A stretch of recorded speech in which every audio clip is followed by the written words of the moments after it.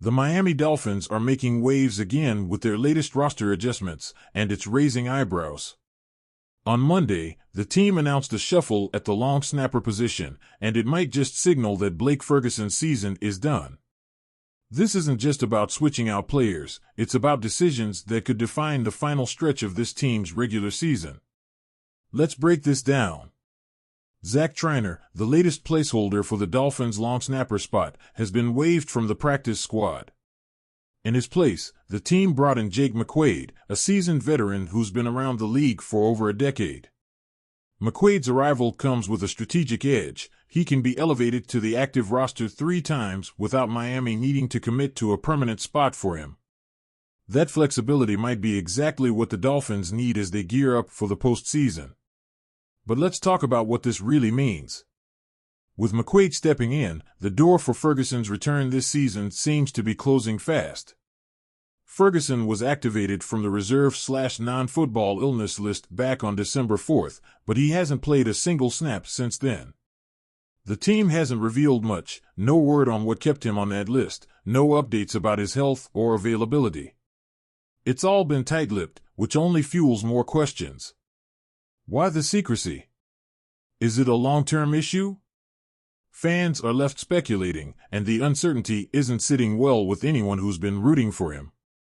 This whole situation at long snapper has felt like a carousel since Ferguson went out. The Dolphins have been plugging holes, rotating through replacements like Matt Overton, Tucker Addington, and most recently, Triner, who had his moment on Sunday against the Texans. Each of them has come and gone, none sticking long enough to settle into the role. Now, it's McQuade's turn to step up, but can he be the solution, even if it's just for the last 3 games? Here's the thing about McQuaide, his resume is impressive. He's played in 194 games over 14 years and has even earned back-to-back Pro Bowl nods in 2016 and 2017. That's no small feat. The guy knows his way around the field, and he's proven he can handle the pressure.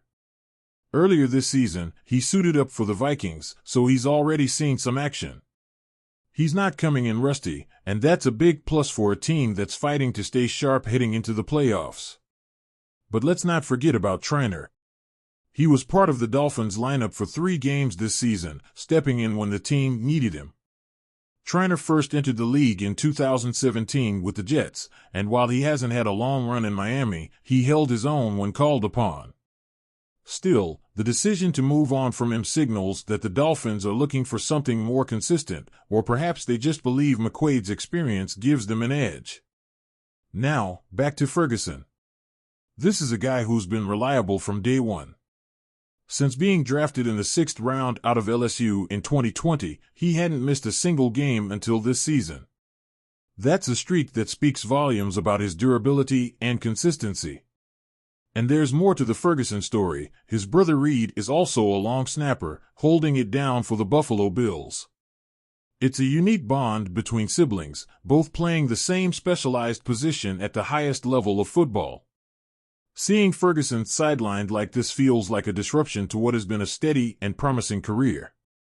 So, where does this leave the Dolphins? With only 3 games left in the regular season, every decision matters. Special teams might not get the flashy headlines, but anyone who knows football understands how crucial a reliable long snapper can be.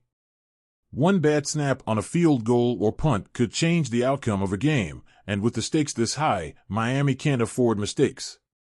McQuade's experience might bring some stability to a position that's been anything but stable in recent weeks. But there's also the question of chemistry. Special teams operate on precision and trust, and building that connection between the snapper, holder, and kicker takes time. Will 3 games be enough to lock that in? Or will these last-minute changes come back to haunt the Dolphins when it matters most? And what about Ferguson? If his season is truly over, what's next for him? Is this just a temporary setback, or is there more to the story that the team isn't sharing? Fans will be watching closely, hoping for answers and, ultimately, for his return. Ferguson has been a fan favorite, and seeing him on the sidelines is a tough pill to swallow.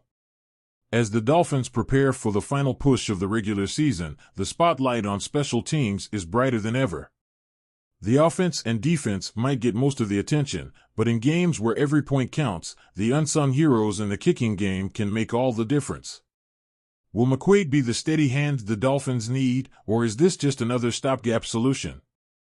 And will Ferguson find his way back to the field, or has this season written a different ending for him? These roster moves might seem like minor tweaks on the surface, but they're loaded with implications. The Dolphins are heading into uncharted waters, and every decision from here on out will shape their journey. Stay tuned, because the drama is far from over.